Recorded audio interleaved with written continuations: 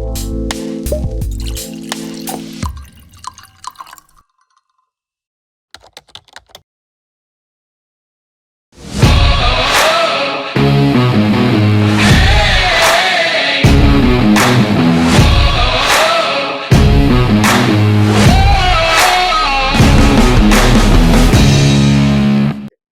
guys, I'm Jeff. I'm Beth. I'm Charlie. And welcome back to Bourbon and Ballz. We're going to have part 2 of our Pursuit United interview with Kenny Coleman.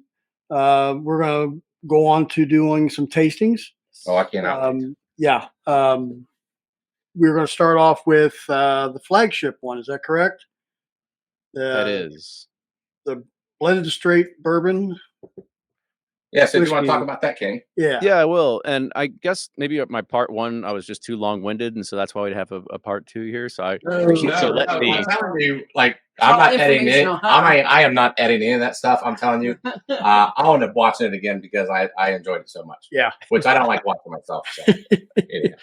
Well, I appreciate it. I'll kind of give a quick recap on what we'll be drinking here, and sort of again the whole concept of Pursuit United was, well, how do we take different products that we're working with from different distilleries that we've now partnered with, and we're doing contract distillation with them. So we're not sourcing it, we're not doing anything like that. So we're contract distilling everything. We're buying directly from these distilleries, and we have our own proprietary ratios that we actually blend in. So in our Pursuit United, we're actually going through some sort of like marketing-esque changes. So we're actually calling it our triple mash bourbon because there's actually 3 different mash bills that go into this. So it starts off with Barstown Bourbon Company. It has a 78% corn, 10% rye, 12% malted barley. Then we work into our other Tennessee distilling partner. They're about an hour south of Nashville in Columbia, Tennessee. They're not hard to Google and look up who they are, but they're another big kind of contract outfit. They make a lot of great whiskey for a lot of great folks, but they're just a part of what we put inside of Pursuit United. And that's an 80% corn, 10% rye, 10% malted barley. And then the third component is our wheated component. This comes from Finger Lakes Distilling up in New York, and this is 70% corn, 20% red winter wheat, and 10% malted barley. And so everything that we do currently right now that we're going to be tasting through inside the Pursuit United line is all proofed at 108 as well. And that has its own story that we can talk about in a second. But I'll go ahead and say cheers. Here's to the first one. Cheers. Sorry, I already tasted it earlier. It's good. Me too. Just saying. Oh, this is. So this is like almost like well, you kind of said it. You know, Barstown-esque as far as their makings of like there's I'm used to their fusion and their discovery series and things of that nature as far as how they break it down with different regions of as far as bourbons, right? Yeah, they put a lot of the percentages of what they put inside the blends, but they've got a huge catalog, a big spice cabinet of bourbons that they work with for those particular types of releases, where some of it's their own stuff, some of it's source stuff, some of it's like, oh, they got stuff from Tennessee and Georgia and Missouri, and they've got a huge catalog of things that they could work with. For us, when we were coming out with Pursuit United, we said, I don't want to get into the constant headache of creating a different release every single time. You can take barrel bourbon. By the way, hats off to Barrel. It's not like we invented the blending category in American whiskey. We do love Barrel. It's one of my favorites. Yeah, I mean they really were the champions of this a long time ago, and really kind of paved a path for folks like me and Ryan. And so we always have to kind of give a tip of the hat to them. But as a part of what they do, they have pretty much they have a few different sources that are coming from your typical Kentucky, Tennessee, Indiana sources. And then every single batch, every single release is different. It's a new number. It's batch 33, batch 34, batch 35, batch 36. Right. And we said, I don't want to get into the batch chaser mode where if you go to a liquor store, see 3 or 4 batches right next to each other on a wall, and consumers get confused and they look at it and they're like, well, why would I choose this one versus this one? And this one has an age statement of 1 year higher, but it's all the same price. And so you kind of get into a customer confusion standpoint. And we've also learned through this that retailers aren't too keen on having a bunch of different Right. SKUs of the same thing Right. in different price points. They want one thing and one thing to sell really well. And so we kind of look at that and we said, well, let's try to figure out a way that we can try to make this as consistent as possible. It's never going to be consistent. I mean, as much as we want to, we can't. We're still a very young, small and boutique brand. And our largest batch sizes is like 10 barrels. And we taste every single barrel that goes into the batch. And we know that we're going to have very minute differences, but we do try to achieve consistency as much as possible. Mhm. But to try to also appease those fans of ours, because that was exactly what happened when batch one was released and then batch two was released, and people were getting both of them. And they go, well, how do I know which one's batch two and which one's batch one? Yeah. And our old joke was, we used to say, well, how crooked's the neck label? Because our bottler at the time, it was just all over the place. So we ended up adding batch codes to the Oh, okay. There you All go. right. to the side of every bottle. Yeah. And that is just because if people do want to just try things side by side, you can kind of nice. just see exactly what we're doing differently, or if you just want to go find something. That's what people wanted. Our Gotcha. first intention was, we didn't want to do that. We wanted to be like a Weller 107. You just go pick them off the shelf. It's going to be good no matter which Yeah. you pick it up. But we also realized that the people that got us here are the ones that are our fans, and let's go ahead and give them a little, kind of a nod and something that's an Easter egg for them to find on the side label too. Yeah, and I just honestly, I just noticed it. I've had Yeah. I've had several bottles. This is the first time I've noticed this one here is batch number 7 CC. Okay. So yeah, that's the first time I've noticed that. So what is the CC or the CD or what are those? Are those placements or what are those? Yeah. So this is my own way of doing hieroglyphics for batch codes. So I made it really difficult on ourselves. So the first digit is the month of the year. So of course Oh, okay. 7 would be July, and then it goes into a 2-digit alphanumeric code. But A is actually 0. So you can go A is 0, B is 1, C is 2. So what you all have there is a July 2022 release. Oh, Wow. Okay. interesting. All right. Wow. All right. Well, now we're on to the toasted bourbon. If you want to speak about that, why we kind of knows it. Yeah. So the toasted bourbon was something that was very fun to do, and that's because when we got into, we didn't want to chase trends. I mean, that's the hardest thing to do about this business, is that you see what works, and you're like, oh, look at Michter's, they go, and then Penelope fires off, and then there's Elijah Craig, and then everybody has a toasted, and we Yeah. kind of like, well, okay, we have to. You have this sort of like market tension at work, where you think that you got to put out something that is fulfilling that need in the market, because the category gets hot and you don't want to get left behind. Sure. So we started just kind of putting our heads together, and we said, well, let's start experimenting on what our toasted release is going to be like. Um, One thing that we were very fortunate in being able to do was, we happened to, or should I say, Ryan happened to be at Barstown Bourbon Company one day and was told to go to this other meeting. This guy was there pitching him. They're like, you should probably come in and hear this. And he was like, all right, fine, I'll come in. Ended up being a pitch from this company called Interstave. The guy that was Oh, presenting, yeah. his name's Lee, and he was the one that All right. actually founded and did Woodford Double Oaked. Like, he was the one that was the product mastermind behind it. And they were talking about Interstave. They've been around in the wine world forever. They create stave inserts that are for, you put it inside of a red wine barrel to give it more tannins and all this other kind of stuff. And they're just now getting the spirits world. Well, let's fast forward a little bit. They've now been acquired by Independent Stave, so we know that they're Right. legit. And they have, the cool thing about them is that they allow small producers like us to do a lot of experimentation without a lot of financial burden. Because Mhm. if we think about this in a traditional sense, and we say, well, I want to go ahead and I want to do a toasted bourbon. Well, to do that, I got to talk to Independent Stave or Kelvin or whatever, and I got to get a toasted but not charred barrel, and that's going to cost me a couple $100. And then I've got to take my $3,000 barrel of whiskey. I've got to put this in this barrel, and then I've got to cross my fingers, wait 5 Yeah. weeks, and hope it doesn't suck. right? Yeah, oh my God. Yeah, no kidding. Yeah, and so from a financial burden, it's a lot to take on, right? Because that's 1 barrel, like, you multiply that across 5, 10, 15, like, it's really starts adding up, and you really don't know how your whiskeys interact with it, because the cool thing about, doing toast levels and char levels, you all know as well as anybody else, there's all kinds of different variations you can do. You can do a heavy Oh my toast, you can do a God. light toast, you can do a medium toast, you can do a 15-second toast, you can do a light toast with a char one. You can do Yeah. all these Yeah. different things, and Oh you yeah. have no idea how your whiskey's going to react to it. So the Right. cool thing about what they do is they actually take barrels, whether they're X barrels from X spirits or whether they take new barrels, they do all that to them. And then they'll also like they'll shave the outside of them so you can kind of get like double the toast. You can get on each side of it, but they put them into small form factors. And by doing that, we can actually do a lot of testing and we can take 30 different combinations of toast and char levels, put it to our whiskey and say like a 200 ml bottle, let it sit Yeah. for 5 or 6 weeks.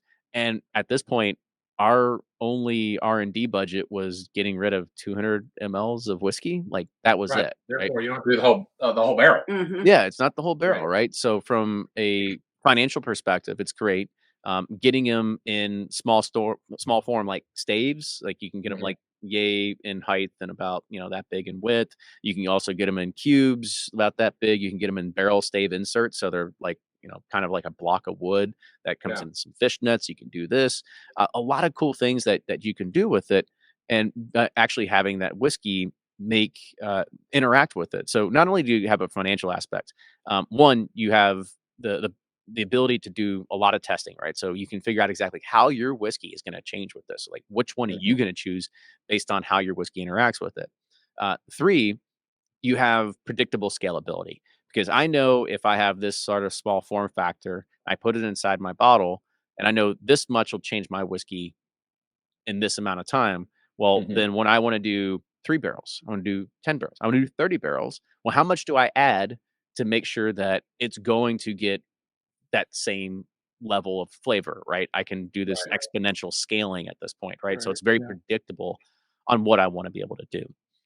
So going down this path, we said, well, this is definitely the way to go because as a startup, it gives us a lot of flexibility. So we were going through and we were doing all the different variations of toast and char profiles and figuring out, well, and not only that, just it could be French oak, it could be toasted American oak. There's all these different things we were doing. And so we said, well, which one's going to work? And Mhm. Ryan really liked the toasted American oak. And Hmm. I really liked the toasted French oak. They were both good in their Yeah. own right. And Ryan knows more about it. I can't recall because one's like a toast French medium plus, and the other one's something else. Like it's got a few different decimal points after it or whatever. Um, and so we just sat there in my kitchen table and we were just going back and forth, going like, well, which one's going to be our toasted? Which one are we going to do? And I guess just in kind of like pure pursuit fashion, we kind of looked at it and we said, well, let's just try this. And we blended them both together and we tasted it. We're like, oh shit, this actually works. And the cool thing about it, it's like you kind of get this like gobstopping envelope of flavors that comes out of it because Yeah. you get this sort of this like the toasted American oak brings this sweetness. It brings that Yeah. toasted It is sweet. marshmallow flavor up front. And then on the back end, you get the toasted French oak where it is some of that like that cocoa sort of feeling, a little Yeah. bit of tannic from the French oak. And so you kind of get this rolling flavor of that just kind of comes out of it. And we had no idea how well it was going to work out. In fact, this has worked out so well that if anybody that pays attention to the TTB, you're going to see that in Maker's Marks, their limited release this year is also going to be toasted American and Oh, toasted really? French Oh. oak. Oh yeah, so at least we can say Pursuit did it first. Sure. And it's funny that we had well Jason Broner Yeah. with Independent. He does with the Independent States, kind of like you mentioned, right? Yep. With the Char one, and I mean, it's fascinating that he spends a lot of his resources, a lot of his thought process just on the staves rather than I think maybe. I mean, he gets good bourbon, Right. but it's more about the independent staves as far as Mhm.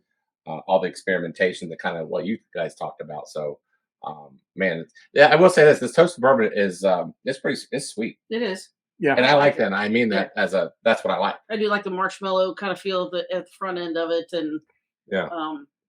it's really good. So out there, I agree. you guys out there, you guys are getting one hell of an education on each of these bourbons. I'm just telling you, uh, we've had other people on the show before, and they're all great people. It's just you're really getting a hardcore education on this, which I geek up about this stuff. I freaking love this. I freaking love this stuff. I swear to God, I could do this all day long. But I do know that. Well, people it's wanna move on. part of my personality. It's like I always tell people, I go, I'm not a very romantic storyteller. I come from the tech world, and so I'm very analytical, and I get down into like getting into the nuts and bolts of really what it Yeah. is, because the way that my brain thinks, like I have to see how the bits and bytes flow. Yeah. I don't really get. I can get lost in a story of say like uh, you know Freddie Johnson's telling me something, right? I get Yeah, lost in one of those stories. Yeah.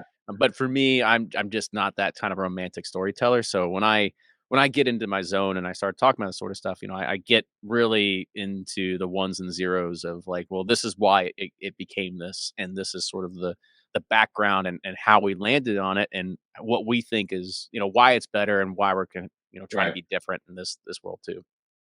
Yeah. I find it truly Yeah, fascinating. you see that bottle right there. So This is the French. this is the French oak. Um, Toasted American and toasted yeah, French. French. Yeah. This is the French oak. Yeah, toasted American and French oak. Yeah. Yeah, So and now, we've now it gives more actually meaning done to it. Yeah. and that's what we've actually done a few different experiments with it, because when we originally did it, when we were sitting there playing in my kitchen to be able to do it, they sat individually, and then we blended it together and then tried it, and we're like, oh crap, this works. Well, let's just go ahead and skip a step, and let's put the toasted American and the toasted French oak staves together, and just put those in the tank, and we'll let that do the aging for us. And Mhm. we did it small Yeah. scale first to see what Sure. was going to happen. It didn't work.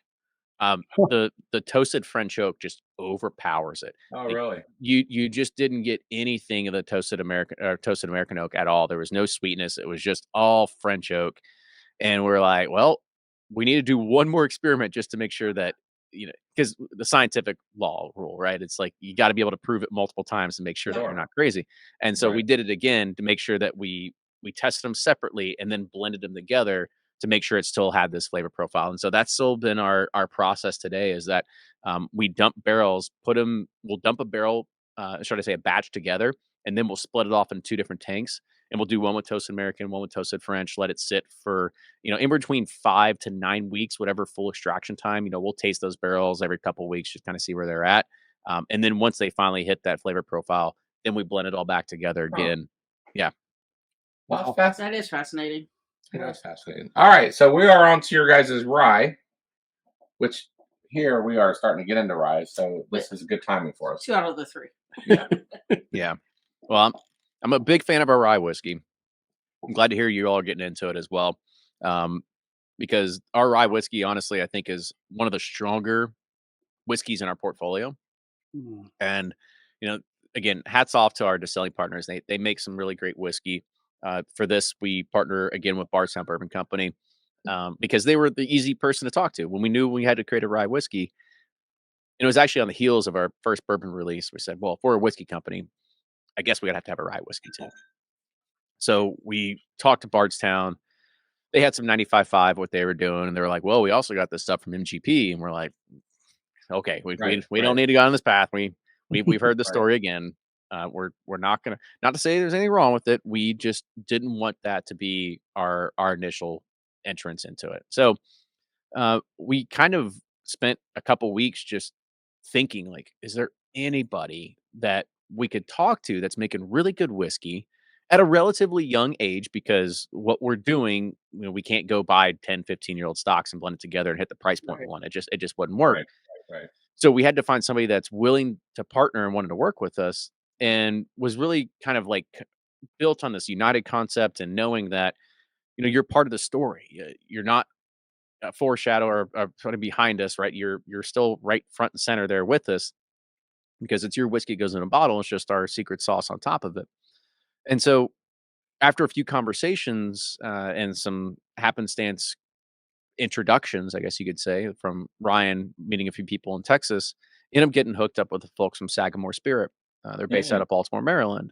Yeah. Oh man. And that was it was a tough conversation at first because we got in touch with their CEO, who's no longer there at the time, but really good confidant, really good partner, and everything like that we've known for quite a long time now. But it, we had pitched them this idea, and how he said is like, why would I sell you my whiskey to put in your bottle so you compete against us? Sure. And we had to really finesse that one over, because we're like, no, no, no, like there's a broader marketing angle here. Like you're still a part of this larger story. And when you think he realized that, well, no, we're gonna pay you to also do your marketing, and we're gonna be able to pay you for all this rye whiskey, and we're gonna, you can run your stills another shift during production time. Like the dollars started making sense at that point. So um, it was early on. We said, well, okay, before we kind of get married to you, send us some of your whiskey so we can try it. And they had some stuff that wasn't even for yet. And it's a Sagamore's own distillate. And we tried it, fucking blown away. Right. We were Right. Oh just, shit. just, I mean, Sagamore is like the pinnacle of rise. You know what I'm saying? mean, Like, everybody knows that. To me. yeah, I mean, but here's the crazy thing. It's like, if you go to the liquor store 2 years ago and you picked up a bottle of Sagamore, that wasn't Sagamore. That's all MGP. You could Mhm. turn those bottles around. They all say distilled in Indiana on the back. Even today, if you go to liquor store today, it likely says distilled in Indiana and Maryland. So they're currently Mm. blending out all of their MGP stuff so they can switch over to all their stocks.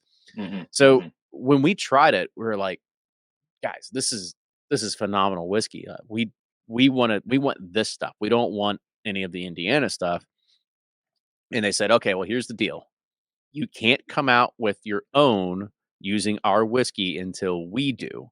So I forget what anniversary that they had or whatever they were doing, but they had finally released. It was a distillery only release of a 4-year-old bottled and bond of their own distillate, Hmm. and that's when we said, all right, like let's go ahead and run with this thing now. So um, with all two of our partners here with Barstown and Sagamore, we also call this our triple mash rye because there's 3 different rye distillates that go into this. There is a 95.5 that comes from Bardstown. There's also a 95.5 that comes from Sagamore. But in addition to that, from Sagamore, there's a 52-43.5, and that 43% is corn. And we go really heavy with that particular mash bill in this blend because for us, we are still we're still bourbon drinkers at heart, end of the day, right? Like Yeah, sure. Yeah. there's a lot of people that love rye whiskey, but there's not a whole lot of people that have cabinets of rye whiskey. They have cabinets of bourbon, they have a few bottles of rye whiskey. So Right. we said, if we're going to create this, like we need to create a really good bourbon, really good rye whiskey, but it has to have a bourbon-esque type of feel. Mhm. Right. And we really looked at some of our competition that's out there. And like we always say this, I think Michter's 10 rye might be one of the best ryes on the market. I don't think that there's a lot of rye whiskeys that can beat it when it comes to the flavor profile. I think it's fantastic. And so that was our goalpost. We said, let's try to create something that I think we can compete with Michter's 10 rye on a flavor profile.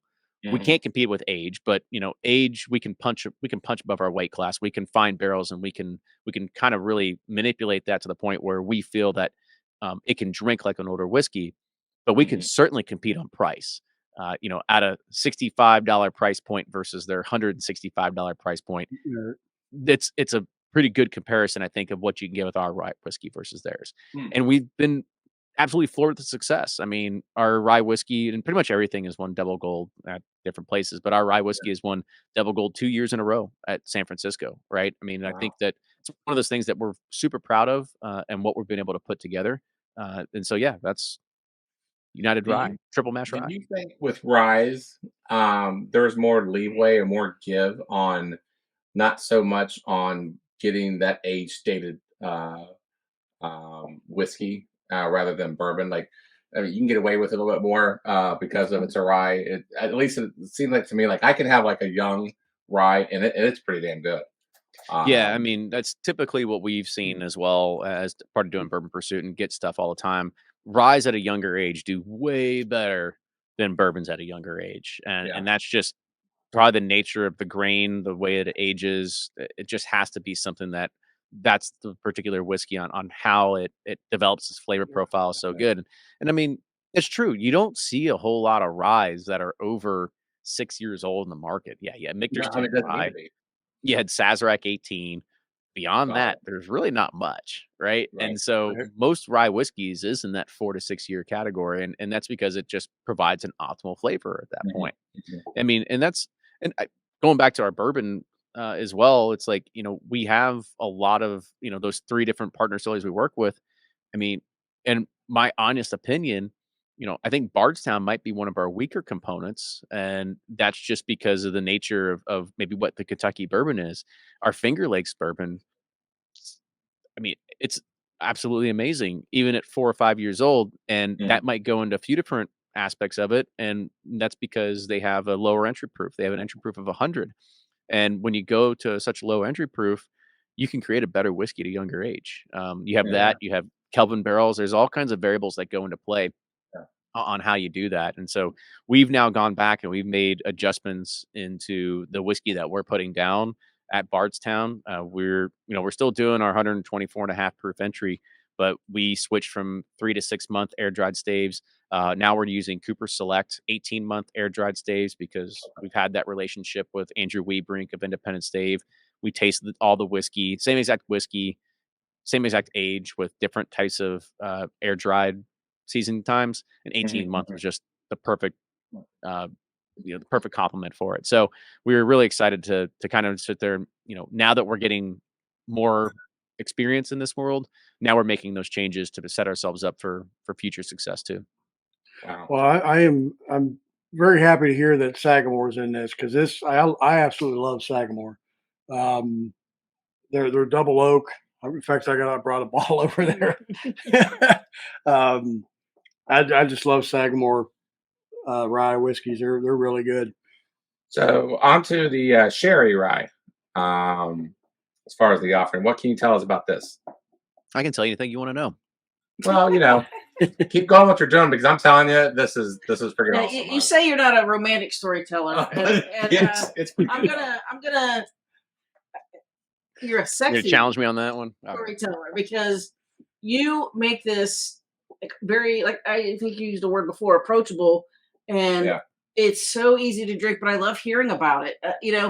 I own a brewery, and I always said I'm not a salesman, but it's so easy to sit and talk about a product that I enjoy and I love, and I don't feel like I'm selling it to somebody. I'm just talking about Yeah. something we both enjoy, and it's like that's kind of how I feel with you. It's like you're not trying to sell it to us. You're just very passionate about what you guys are putting out, and it shows. So it's more of a sexy story than a romantic story. Oh, okay. Should have slicked my hair back or something. Yeah, there you go. There you go. Cue the So- music. Yeah. All right, so on to the sherry rye. What we got? Yeah, so when we did the sherry rye, this came exactly the same time we were doing the toasted because we had to start figuring out, well, what's going to really work well with our particular rye whiskey, and going back into that never-ending pursuit, lack for a better word, of trying to figure out, well, what is going to work well with ours, and we did everything from different toasts and char levels and different X spirits. We did rum, we did tequila, we did mezcal, we did port, we did sherry, we did all this other kind of stuff.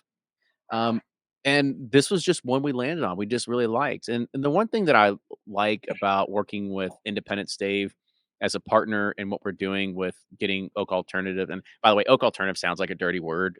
It's really not. It's just there's just not a better category name for it.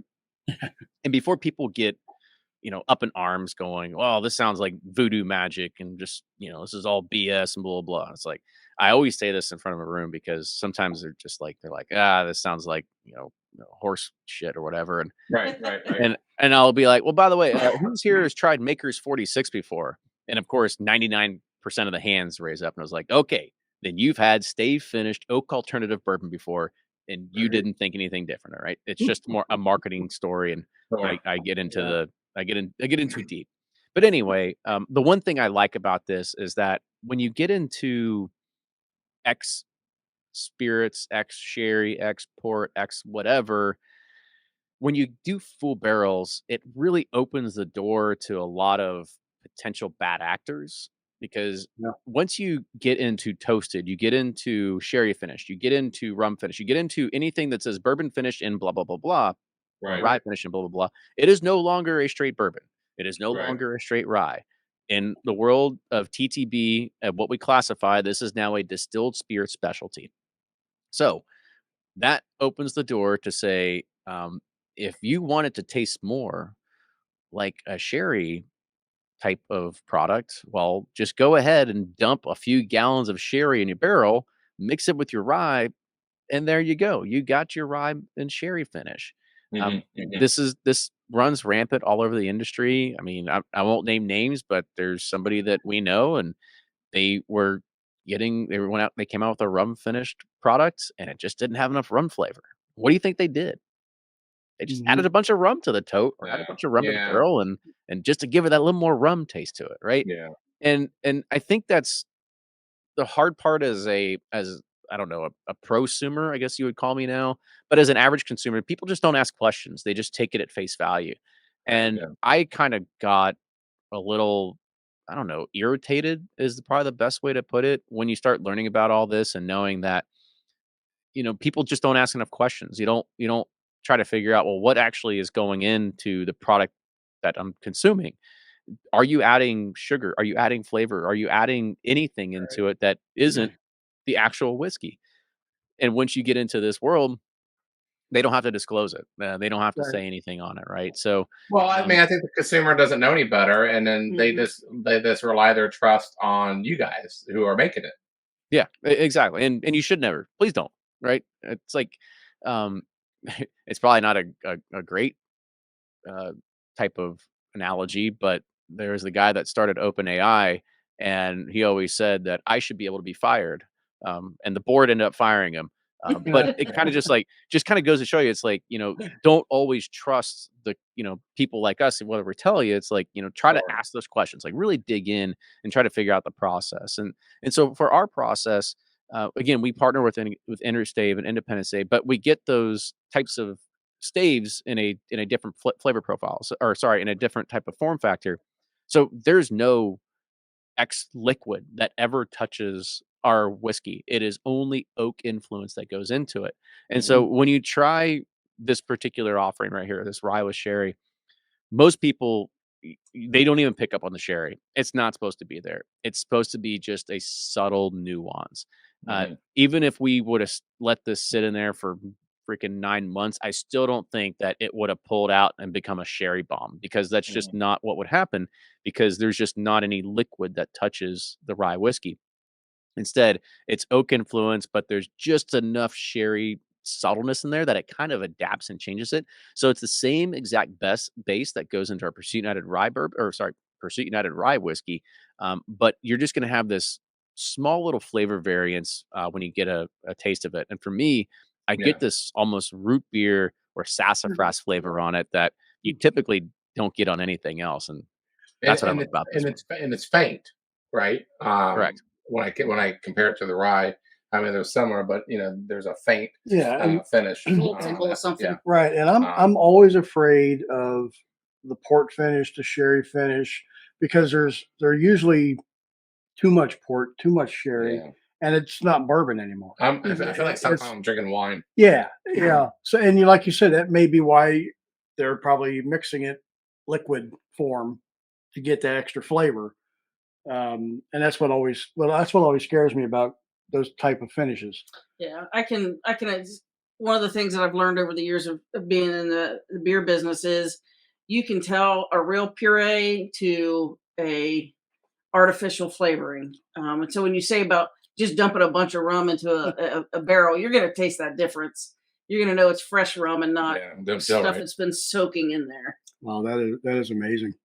Hey, which by the way, Sorry. I'm going to ask this eventually. You ever gonna do an Amberana? Oh God. I Yeah. mean, you know where that was gonna go. Yeah. I know. We've been team hate Amberana since day one. I know. I knew that Now, about you guys. Yeah. yeah, I mean, don't be wrong. I guess there's a flavor for everybody. It's just, Sure. man alive, is that bastardized whiskey? I'm just not a huge fan of it. Um, and I don't think when Barrel did theirs, it was a small component in their blend, and it was tolerable. I'll put it that way. But for the most part, anything that's just a pure Amburana finish, not a fan. I remember talking to Blake from Sealbox about this because we're good buddies and we talk Yeah. a bunch, and so they did they've done a few Amburana picks, and there's people that buy them up because there's people that like them. But he had a few people that actually responded back to their purchase emails and says, like, I think my whiskey's turned bad. Right? Like they just didn't know what Amburana tasted like, and they just assumed that it was gonna be different than what they got, which was basically a gingerbread cookie. Yeah. Well, I gotta admit, I'm a closet Amburana guy. It's not closet. He is all out there about it. I will say that there are some Amburanas like RD1, and I don't Lord know have mercy on your soul. RD1 is like it's way too much. Amburana itself, it's like it's not even. I can't even taste anything but the. It's just way too much. Well, anyways, that sherry rye was that. It is really good. That is phenomenal. So I got to be honest with you, I am the most excited, and we saved it for last. And you know this to be true, even through the responses I'm sure you're getting with your guys' bringing, and it's almost elevated to a next level craze with your guys' double oak. You guys have hit a freaking automatic home run with this one. What makes this one? And I haven't tasted it yet. I smelled it before we got on camera, and I was like, Jesus Christ, man, this thing is so freaking. I cannot wait. But walk me through, like, there's other double oaks. We all know that. But this has been received by the community, bourbon community extremely well. Like, it's like almost like an allocated territory. Granted, it's gift store only, correct? It's currently at our distillery only. I'll talk about it here in a second, but continue. Yeah, but man, it's I don't want to talk too much about it because I want to get into this, but I'll let you talk about it. Why we knows it and all that stuff. Yeah, sure. Well, go ahead and nose it, and you'll kind of figure out where we're going with this one. So, Already when has. we were, Shit, honest to God, this is stuff I just want to just pour on my pillow and just go to sleep. I don't care to drink it. I'll just pour it on my pillow and go to sleep. But go ahead. it was one of those things that we had this project, and again, kind of just going back into all those iterations, and we had this flavor that came out of this one, and we were just kind of like, man, this is really good. But even before then, we kind of figured, well, we want to create a double oak. You could call our toast a double oak, you call whatever. We wanted something to call our double oak. And traditionally, a double oak going into another, lightly charred, heavily toasted barrel, something like that. Mm-hmm. Typically, what's going to do is it's just going to give you deeper, robust, concentrated flavors of what's already there. Right, that's not bad. And yeah, it's not bad. And by the way, Woodford created the category; they ran with it. The way that we're trying to spin things now is it's kind of like Chick-fil-A, right? We didn't invent the chicken sandwich; we made it better.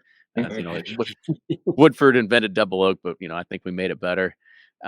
This is one of those things that we had started just going down the path of figuring out, well, what do we want it to be like, and Ryan and I have been around in whiskey for quite some time, and the special ones we always remember are vintage whiskeys.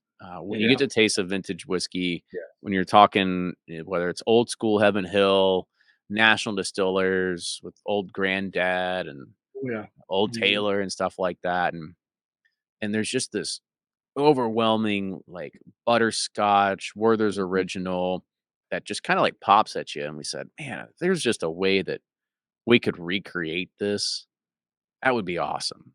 And I think everybody is chasing that dragon of trying to figure out how can we recreate Stitzel Weller? How can we recreate all this blah, blah, blah? And I don't think it'll ever happen. We said, it's not going to be analogous to that, but how can we put our own modern spin on it? Like, again, if we're going to do double oak, let's be different. So, Ryan had this idea. He was sitting there drinking. He tells the story better than me, but he was drinking like a Chardonnay with his wife. And I'm sure, if you have like those really buttery Chardonnays that you can kind of get out of it. And he got really curious. And so he tracked down the vintner, figured out what barrels they were made or using, of course, tracked it back to ISC, and then went back into their R&D division and says, is there any way that we can get barrels that are like these, or any kind of stave profiles?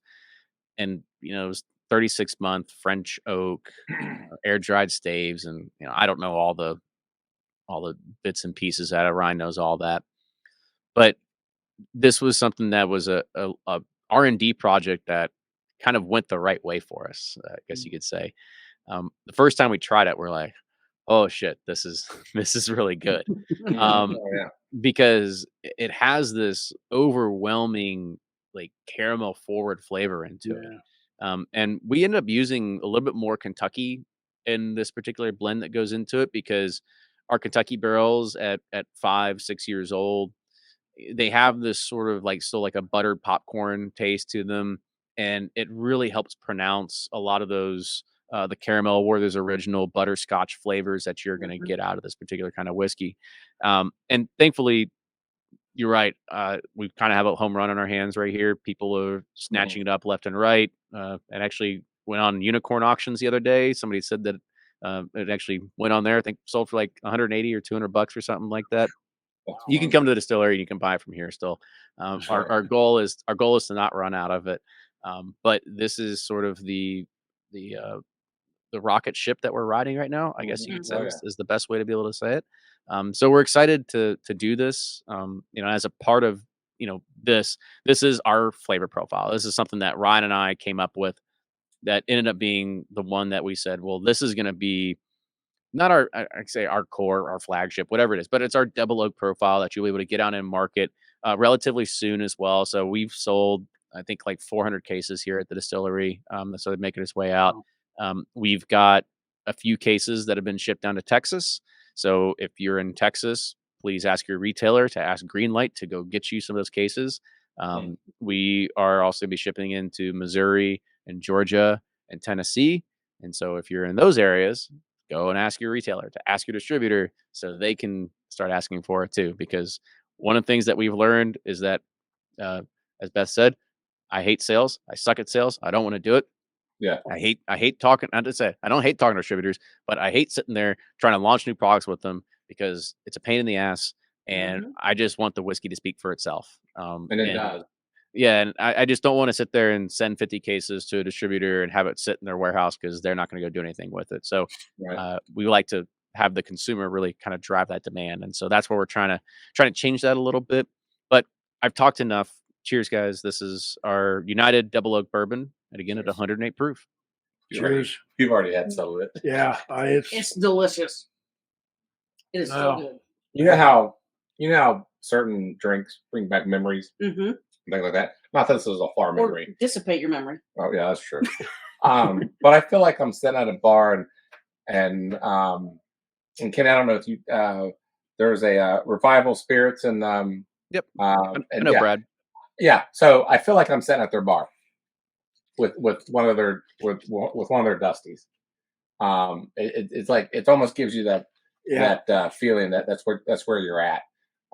Some whiskeys do that for me as far as giving me memories and things like that. Not that it's like a far-fetched memory, but going down there, it's just I can see myself having a pour like that, just hanging out and having one of those Dusties and all that kind of stuff. So you guys unlocked quite a bit of flavors there and unique flavors. Yeah, and I think that's what you kind of went back to at the very beginning. I don't know. I think it maybe was in part one, as far as being unique to the category, because you just don't want to do what everybody else is doing, right? Right. And I can assure you that this double oak is definitely unique on its own.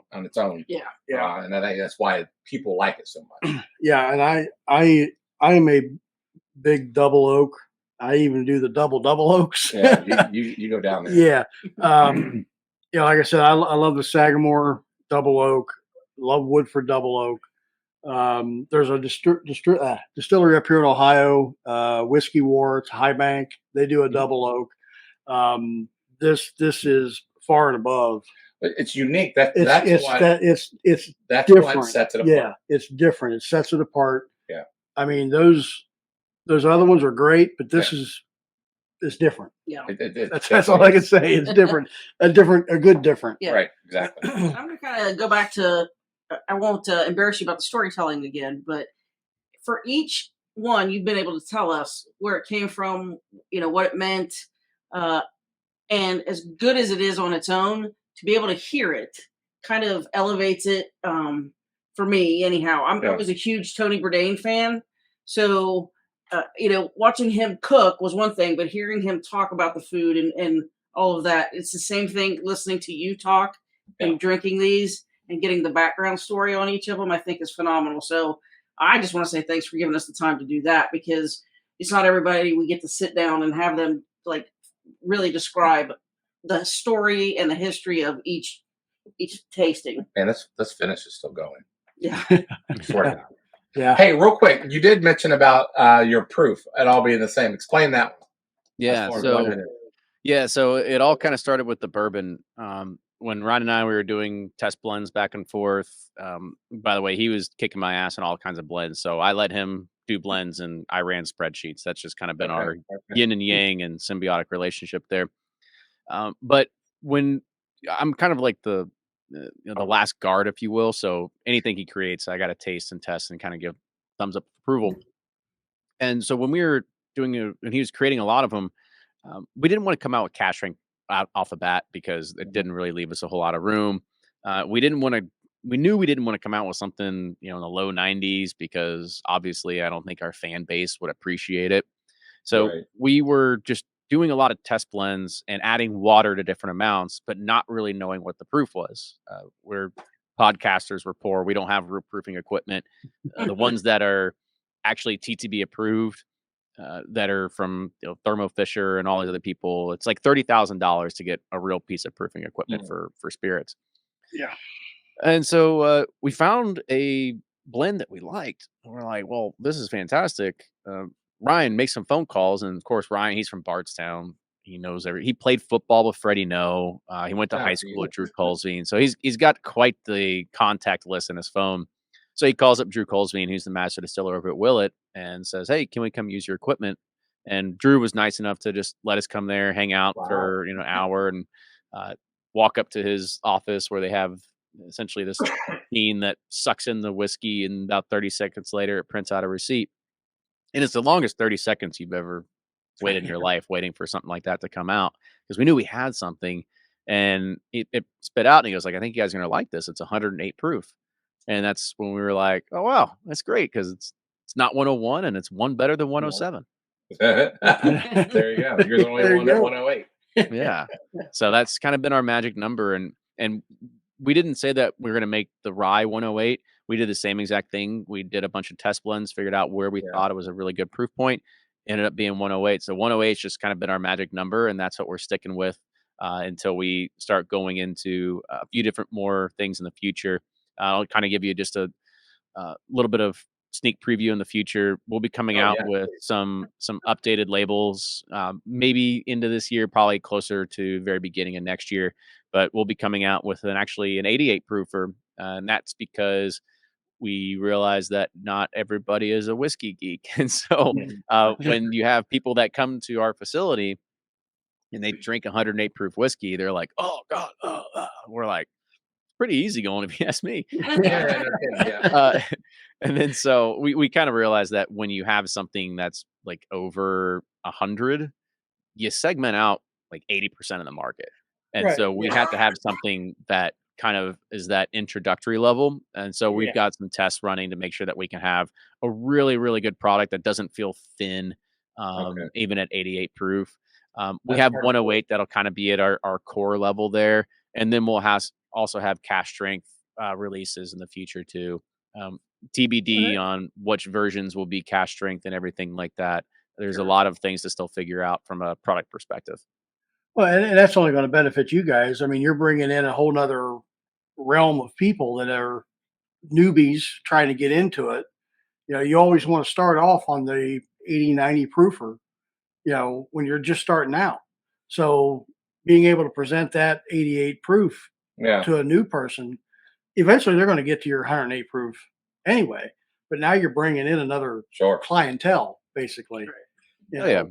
Boosting your opportunity.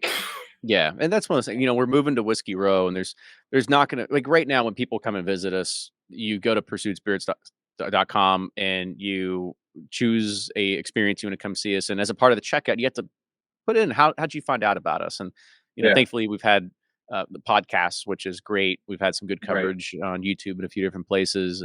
Whiskey Land was another great one that kind of gave us some good coverage.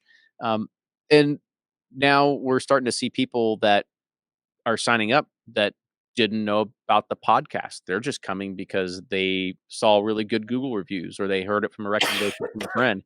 And so we're finally kind of eclipsing the point where people are coming here just because they're fans of the show. It's now Mhm. starting to be general consumers that are looking to find something different. And I think that's the fun thing that we can provide. That's a little, don't be wrong. When you come to Kentucky the first time, I encourage you, go see your Heaven Hill, go see your Jim Right. Beam, go see your Sazerac. But maybe towards the end of the trip, if you want to try something different, or if it's your second or third time here, I always pitch it like this. It's like once you go to Napa and you go to Robert Mondavi, like you don't want to go to the big one. You want to go see some small niche Yeah. players. And Yeah. really Yeah. that's where we're going to be. We're going to be a smaller boutique brand. We're not going to be across shelves nationwide. That's not the goal. Our goal is to continue to be a small boutique brand and really focus on quality over quantity. That's really going to be our kind of niche that we're going to be really kind of gearing after the next couple of years. Awesome. I got one last question for you, for at least for me. So those cold winter nights in Kentucky, what are you drinking that you guys put out, and what are you drinking that somebody else puts out? Oh gosh. You know, it's always been this tough question that we get because there's people all the time. They'll come to our studio here and they'll see all the freaking bottles everywhere. Mhm. Or I used to have people come to my house all the time. My wife doesn't like visitors, and which is kind of good for my bourbon collection then. But people would always come and they're like, "Well, what's your go-to? What's your daily?" And it's like I really don't have one. Yeah. As I'm sure you all can kind of attest, it's like once you Yeah. get down this path and this journey and you amassed 20, 50, 250, 3,000 bottles, whatever it is, you go downstairs and you'll kind of know what you're in the mood for. It's like, Right. oh, I just got done with my meal. I want something very desserty and chocolatey, or I'm Right. looking for something that's, high proof. I want a good old age MGP today. I've Yeah. have those feelings. Like those are the kind of, like, once you've progressed in your bourbon journey long enough, you kind of don't have that go to. I don't just go to my handle or Maker's Mark. I used to Yeah. say I go buy Weller 12 and that's what I would go to. But even today, I'm not even a fan of Weller 12 as much as I used to be. I just happen to have a lot of things in my cabinet of like that I prefer now over it. And so I love, don't be wrong, I still love getting really great stuff from Heaven Hill and Jim Beam and the like. But there's a lot of great other producers out there that are There is. making fantastic whiskey. Honestly, that I feel that it probably deserves a lot more accolades and respect. And I'm really looking forward to this next generation, this next wave of where we're going to Mhm. see whiskey be in the next 5 years. Because Yeah. even today, the top six really dominate the conversation. No matter what happens, you'll look at all the Facebook groups and people post Blantons and lose their shit. Sure. And I'm like, Oh my, and don't and even. it's like, yeah, and it's okay. But that's those are the people that are really just kind of like they're new and they're getting into it. And Right. they're trying to collect all the horses. And I Yeah. Yeah. hand to We've all God, done it. I Yeah, I we've know all I was done it. there too. I did the Yeah. same exact damn thing. Thankfully, I just got into it early enough that I didn't have to chase them all. Yeah. But Yeah. but at some point you kind of grow past it and you're looking for something different. 93 proof just doesn't satisfy that itch No. anymore. And so Mhm. you're trying to find one next. Now, don't get me wrong, Blanton's is great for the category, does great things. But for most people that once you progress along in a bourbon journey, you're just trying to find, deeper, richer kind of flavor profiles. You're trying to find something different. And I'm really excited for the next 5 years because there's going to be so many great distillers, blenders, other people that are going to come out of here and start making really great whiskey that you don't have to be satisfied with just the 5 or 6 distilleries that own 70% of the whiskey shelf today. Instead, Right. there's going to be a lot more variability in categories that, and hopefully it goes that way. Who knows? I'm always wrong in these predicaments as well. So Well, really, see. you're not. I mean, I find myself today looking more for the smaller craft Mhm. Yeah. brewer, distilleries. I said brewers. That's good. We like that too. Yeah, But in Ohio, we're lucky.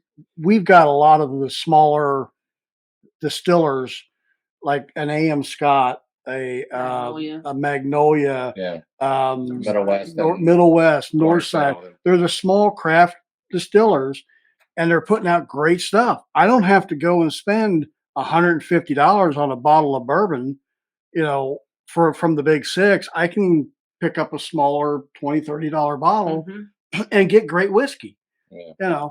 And just like what you guys are doing, this is great whiskey, Oh yeah. and I don't have to spend a mint to get it. Right. And I think that's what's where I'm at anymore in my whiskey journey. I don't have to go for the big dogs anymore. I can, not necessarily settle, but appreciate more. Yeah. More. Yeah, absolutely. And I think there's going to be a time when, it's not going to be just the big six anymore. It's going to, you're going to hear more about the craft distilleries and what they have to offer, and the fact that they're not $100 a bottle. Yeah. So we talked about this just a moment ago, and this is kind of how we'll wrap things up. Is within the next month or two, I know it's Bourbon Festival these next couple months, and I appreciate you even coming on because this is a bit you guys are about to get into the busiest time of the year. Where might you guys be on these festivals as far as where can people come by and say hello? Yeah, so we will be at Kentucky Bourbon Festival. We're going to be, as soon as you walk in, it'll be in the, the craft section because we are craft at the end of the day. But the cool thing we're also doing this year at Kentucky Bourbon Festival is we're also running another activation there called Between Two Barrels. If you've ever seen Between Two Ferns, you kind of see where we're going. But I'm not going to sit there and roast our guests or anything like that. Yeah. But what we've done is I've invited 10 people inside of whiskey media, influencer realm from, TikTok and YouTube and Instagram and stuff like that to give lightning talks. And so we'll have 10 to 15-minute lightning talks that'll run every hour throughout the day. So to just be another kind of cool way to engage with the whiskey community and provide, again, more knowledge sharing that you can sit there and you can do that. So that'll be happening at the Pursuit booth as well at Kentucky Bourbon Festival. We're also going to be showcasing most of these SKUs there, but of course we'll have our Pursuit United Double Oak Bourbon. We'll also be debuting our Pursuit United Double Oak Rye at the festival as well. Yeah, I forgot to mention that. That was like last week, right? Yeah. Press release just came out about it. So just one of the things that we want to make sure that we're following the footsteps of this and making sure we just keep putting up bangers. That's what we want to do for there. I cannot wait. Yeah. Double Oak Rye. Man. And then the week after that, I'll be at Bourbon and Beyond for a few days. I'll be presenting on Sunday of that weekend, kind of the first session of the day. So if you're not too hungover, I guess come and say hi. And then, between for us, it's just one small facet of it. But, we've got 70 ambassadors in our 13 distributed states, and we're doing whiskey festivals across Ohio, Georgia, Tennessee, Missouri, Maryland, you name it. We just want to make sure that we have a presence there. So make sure you come and stop and see the Pursuit booth if you happen to see us there. Yeah, we'll be at. We'll also be at Bourbon on the Banks, October 5th. We'll be there too. Yeah, you'll be there too. Awesome. Great. So we'll come by and say hello. And I tell you what, Kenny, man, we've done some good interviews lately, and we have, and they've all been great in its own right. But this was education. I swear to God, like I said before, I thought this was. I felt like I was inside the Bourbon Pursuit episode. Yeah. This was freaking phenomenal. We can't thank you enough. We're gracious the fact that you even came on and gave us your time. And it's so great that we ended up making 2 episodes out of it. Yep. Well, thank you for the invitation. I'm more than happy to do these things. This is not a pet project for us. This is like a true business. We're really trying to grow this thing, and getting the word out is one of the ways that we have to do it. So thank you for allowing me to come on and use your platform and talk to your fans about it, because it's not all the time I get to be on this side of the microphone talking about our story and about our whiskey. We like to try to do it as much as possible, but knowing that we can get in front of new audiences is really what it's all about. So appreciate what you're doing. I know the hustle. I know what it's like to sit there and create content, and you feel like you're constantly turning and pulling your hair out and thinking of, well, what's the next topic? What are we going to do next? And we got to prepare for this one. We got to get this one out. We got to market this one, and we got to do post-production over here. So I know the strain of what it's like. So keep doing what you're doing. Good things will come. Thank you. Thank I you. do Thank you. appreciate All right. Until next time. I'm Jeff. I'm Beth. I'm Charlie, and he's Kenny from Oh man, from Pursuit, All Spirits, pursuits. Bird Pursuit, everything you name it. It's everywhere. You guys are freaking phenomenal, and I could not be happy with this interview. So thanks once again. Thanks, Kenny. Thanks, Kenny. Cheers. Appreciate it. All right, cheers. Cheers. See you. It was a great show. Yeah, thank you. Yeah. Hey, we'll do once you guys have new offerings and all that kind of stuff. We'd like to do like a review.